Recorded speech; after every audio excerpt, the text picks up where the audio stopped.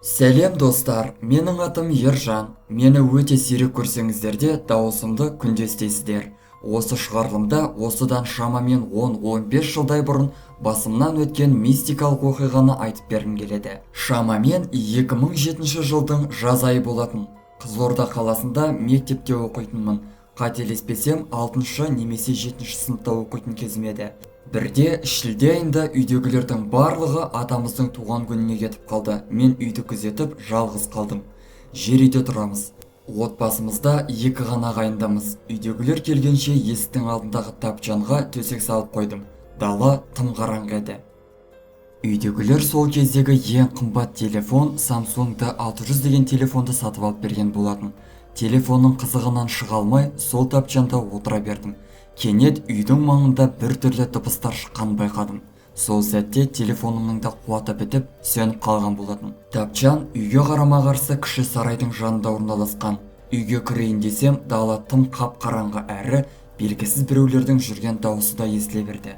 Сәлден соң көшедегі адамдардың дауысы шығып, қорқынышым басылғандай болды. Масаханадан шығып, үйдегілерді есіктің алдындағы дарбазаның қасында күтуді шештім. Алайда аяқ киімді кие қояйын дегенім сол еді, денемді бір нәрсенің ұстап қалғанын сездім. Әдетте бастырылу деген ұйқыда жатқанда ғана болатын еді. Бұл жолы отырған сәтінде денемді қозғалта алмай қалдым. Бұндай жағдай ешқашан басынан өтпеген еді. Бірде мойным еріксіз қозғалып, көзім қарама-қарсы тұрған үйіміздің шатырына қарай ауды. Шамамен 1 минуттай уақыт өтті. Көзімді тіпті жыпылықтата алар емеспін. Самал жел соға бастады. Құдды біреу үлкен көлікпен зулап өткендей жел соқты. Бір кезде үйдің үстінен кәдімгі жұлдыздардың жал-жұлт еткенін байқадым. Алайда сол күн аспанда жұлдыздар жоқ еді. Бойымдағы қорқыныш одан әрі күшейе түсті. Бір кезде қара ұзын көйлек киген ақ құба қызды көрдім. Оның шашының түсі кәдімгі алтын түсті. Терісі ерекше аппақ. Көйлегінде жұлдызшалар өрнектелген. Қасында сары тазы иті бар. Сол қыз қайда жүрсе, сол жақтан желдің лебі соқты. Оның сұлулығында шек жоқ еді. Шамамен 3 минуттан кейін денемді босатты. Ал жаңағы сары қыз көзден ғайып болды. Денем ұстасам, тітіркеніп кеткен. Көрген нәрсем аса қорқынышты болмағанымен, өзіме келе алмай 1 сағаттай отырдым. Кейін үйдегілер келді. Бұл оқиғаны тек бірнеше айдан кейін ғана таныстарым айтып бердім. Бірі сенсе, бірі «Ой, қиялыңның шегі жоқ екен» деп күліп кете берді.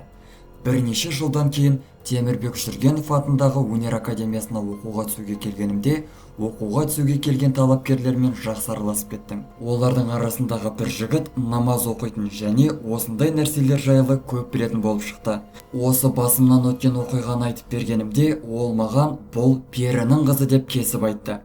Перінің қызы дәл мен сипаттағандай болады екен. Оның шашы алтын түсті және дәл сондай түсті сары иті болады екен. Әдетте өтпелі кезеңдегі жігіттерге көрінеді дейді. Сол кезде қорықпағаныммен осыны естіген кезде төбе шашым тік тұрды. Сонымен қатар перінің қыздары өздері сыртынан бақылап жүрген жігіттерді белгілеп қоятын көрінеді. Үнемі ол жуынып, шешініп жатқанда сырттай бақылап тұрады дейді. Пері дегеніміз жынның бір түрі болса керек. Оларды тек сирек жағдайда ғана көре алады екенбіз. Арада 10 жылдай уақыт өтті. Басқа тылсым нәрселерді көргенімен дәл сол сұлулығында шек жоқ перінің қызын қайта көрмедім. Көрмегенімде дұрыс шығар. Достар, сіздер бұл жайында не білесіздер? Перінің қызы дегенді бұрын соңды естіп көріп едіңіздер. Білетіндеріңіз болса, төменге пікір ретінде жазып қалдыруларыңызды сұраймын. Алдағы уақытта да басымнан өткен және өзге адамдарда жіберген мистикалық оқиғаларды айтып беретін боламын. Назарларыңызға мың алғыс.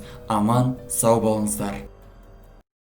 Достар, біздің каналға жазылып, лайк басуды ұмытпаңыздар. Келесі шығарылымдар тек қана сіздер үшін.